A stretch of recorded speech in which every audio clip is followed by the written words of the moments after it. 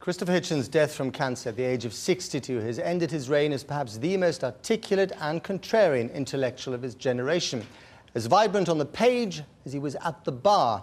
That's how Vanity Fair magazine put it. Hitch, as he was called by his friends on either side of the Atlantic, was both unpredictable and unafraid of offending anyone.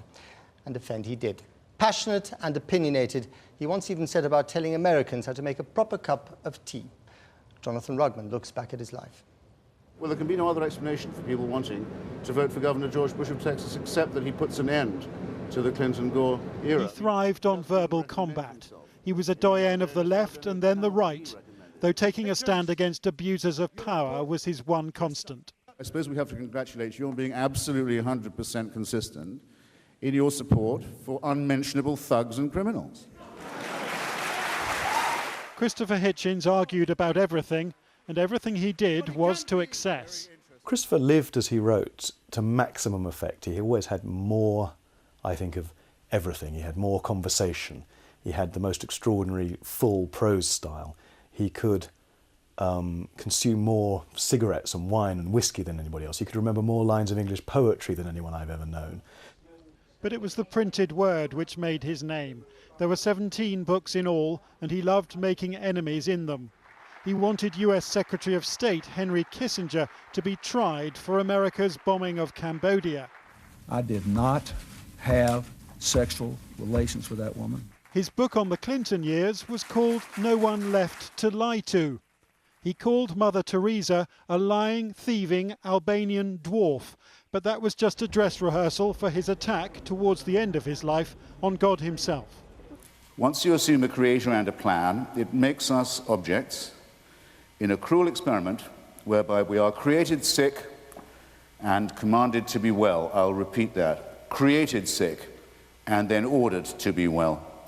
And over us to supervise this is installed a celestial dictatorship, a kind of divine North Korea. He was born in Portsmouth, the son of a distant and stiff-lipped naval officer.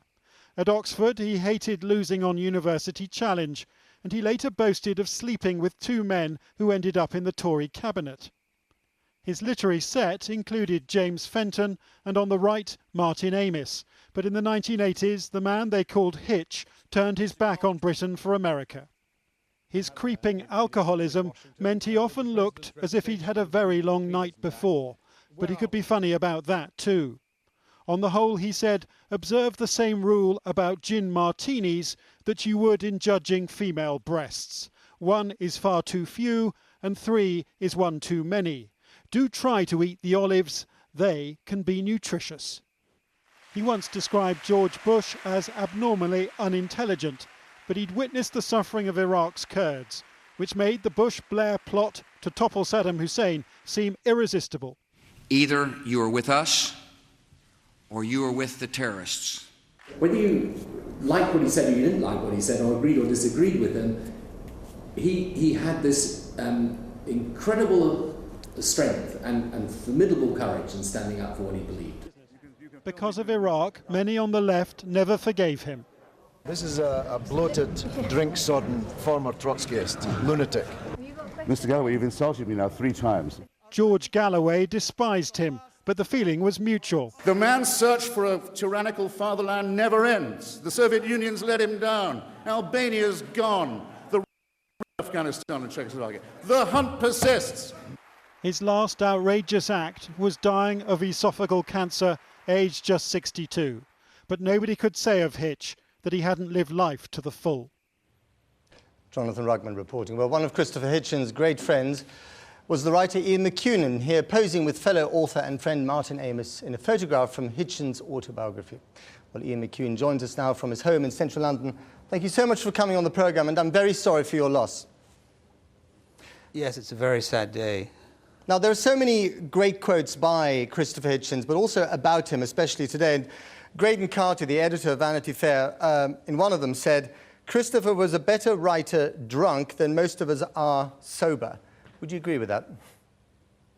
Well, he did have a most extraordinary, quite unreal level of fluency. I mean, editors could expect Hitch to turn in a piece more or less at the speed of typing. And that meant that because he had such an extraordinary memory for everything that he'd ever read and anything that anyone had ever said, he hardly have to reach for a book from his shelves. So he did have gifts that the rest of us left us stunned, and to spend an evening in his house, it was often to fall asleep to him turning in a piece for The Nation or one of the something like Slate, and then wake up to the sound of him typing for someone else. When was the last time you saw him, and how was he facing up to his own mortality? I saw him just 3 or 4 weeks ago in Houston in an intensive care room. I spent 3 days with him. We talked nothing but books, poetry, politics, remembered old times. And then we helped him out of bed with his pole and all the feeds into his body. He pumped up with morphine and very, very weary because he wanted to turn in 3,000 words on Chesterton. And indeed, that's exactly what he did. So he really did just keep going right to the very end. There was nothing stopping him. And even after that piece, he thought he would turn in a piece before tea time on Memorial Day and English poetry. And he didn't need to reach for any books for that because he had so many lines of verse in his head. And what was the body of work, do you think, that he would like to be most remembered by?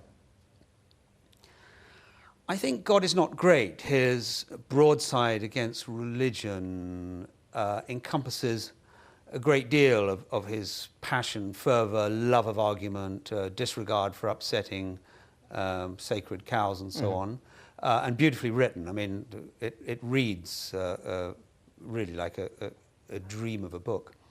I think his essays, arguably just out, even as I say that word, I can hear him say it, you know, is an amazing glimpse into the breadth of his interests. I mean, he's one of the few intellectuals who really was super literate in his love of literature and passion for politics. They don't often go together in this country among intellectuals. Actually, even in the States, they don't much too. Talking about the passion for politics, I mean, we describe him rather simply as a contrarian. He was perhaps unique in the ability to both upset the left and make them feel as if he betrayed them, and indeed the right, both in America and in Britain.